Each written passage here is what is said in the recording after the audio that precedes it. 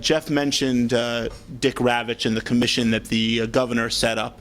I think one of the major reasons why congestion pricing failed was that, at least amongst my colleagues in the Assembly, one by one when we debated the subject, the continual theme came up of we just don't trust the MTA. That the MTA makes promises and they make promises, and one of the issues that came up was all of the mass transit projects to improve mass transit, specifically from the outer boroughs, were Tier 3 and Tier 4 projects, and that's a rating scale of when they'll be done. They're important. So Tier 3 and Tier 4 are lowest on the rating scale, and the MTA can't actually do Tier 1 and Tier 2 projects.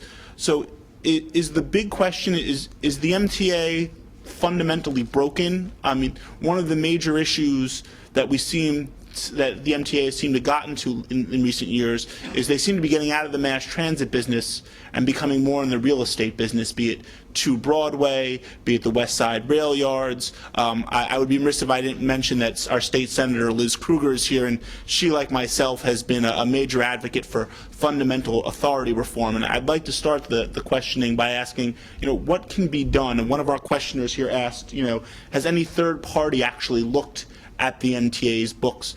What can be done to fundamentally change the MTA so it is more responsive? Everywhere I go, there's tremendous skepticism about the MTA, and people ask all those swipes of those Metric cards, how come they need more money?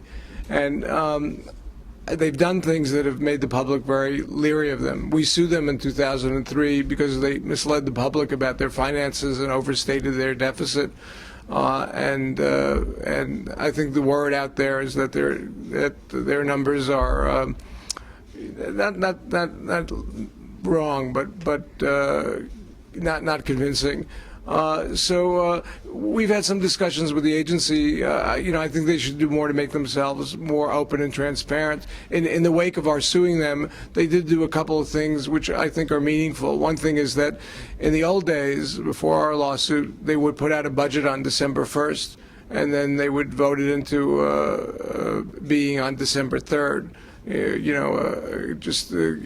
Bigger than many state governments' budgets. And now they released a preliminary budget in July. There will be one in July, which will have the up-to-date financial news about what kind of help they need, and it'll be out there for people to review and to criticize and to support for many months. We're big. Richard Brodsky, who's this assemblyman from Westchester, with whom many of us tangled, is also the sponsor of several bills to create a new oversight body to review the MTA, and we support the legislation. Right now, the way it works is that the MTA says it's too much oversight, but the reality is that none of the parties who do it really can do it on a consistent and thorough basis, whether it's the state legislature or the state controller. It's more episodic. So anyway, it's maybe a policy wonky thing, but for us, there's an independent budget office in New York City. I don't know how many people have heard of the independent budget office here in New York. That's pretty good. They were created back in the late 80s for this very same reason, which was to create more credibility and have someone who's not beholden to a particular politician say, well, this is right, or a stadium will or won't bring in more money, or this recycling program is too expensive. And so they've been doing that now since the early 90s, and I think it's helped. Even when they disagreed with the city, it's helped their credibility. So to me, that's one possible solution. Last thing is, I'm not a big advocate of people would like to do something to the MTA, like hit it with a big stick. So there's talk about an elected MTA or giving the authority for the agency to the mayor. And for various reasons, I just don't think these solutions really work.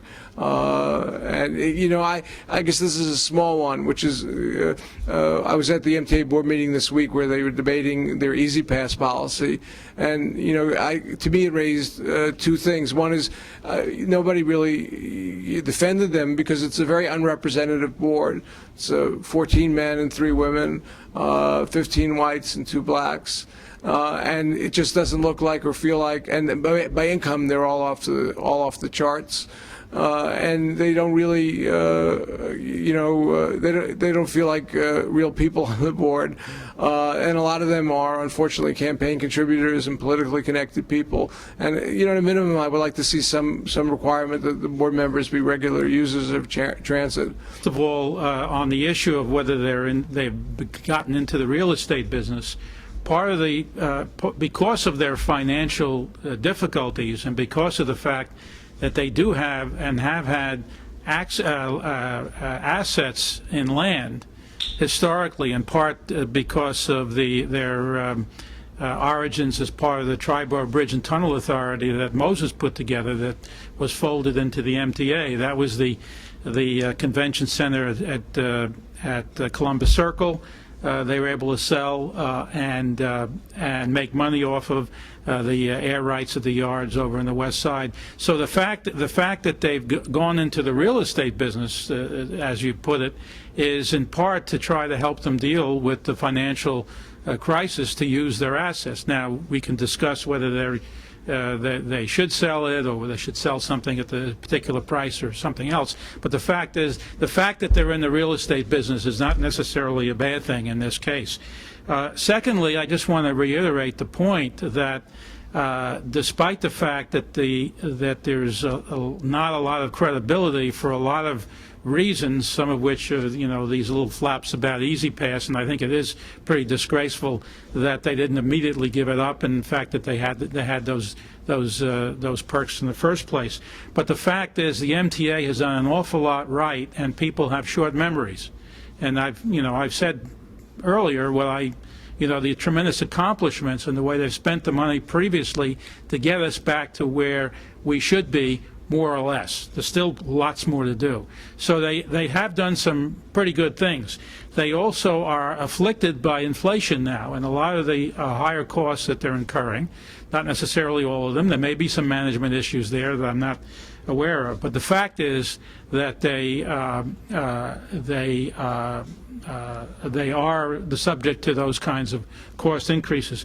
And finally, I think the new leadership at the MTA for the last year is a much more open leadership than previously. I have to say that in the early stages of the Pataki administration, there were the people at the MTA were told that if they speak to Regional Plan Association, their job is in jeopardy. And it was that kind of arena that we were dealing with at that time. We certainly have a different situation now, and under the leadership of Lee Sander, it's much more open. Is it perfect? I'm sure it's not, and I'm sure we can do a lot better. And I think that beginning to think about tearing the MTA apart in any way, and in fact the MTA was created to bring things together. I think that one of the beefs I would have with the MTA is that there still is not enough unified policies that come from the central part of the MTA, and they're still left with some of the operating agencies. And I've had particular situations where, for instance, I wanted some data. This is a small thing, and it's a personal thing for me. I wanted some data that I knew that New York City Transit, the subway people, had, and I went through the MTA headquarters to get. And the MTA headquarters could not get the data from me. They were not in a position to say to the people who were the subsidiary, give Zupan the data because we want them to have the data. And I had to use some personal connections and going through the back door to get it. And it's just an example of the fact that they still are not unified. We have to have a unified transit system, and we have a ways to go.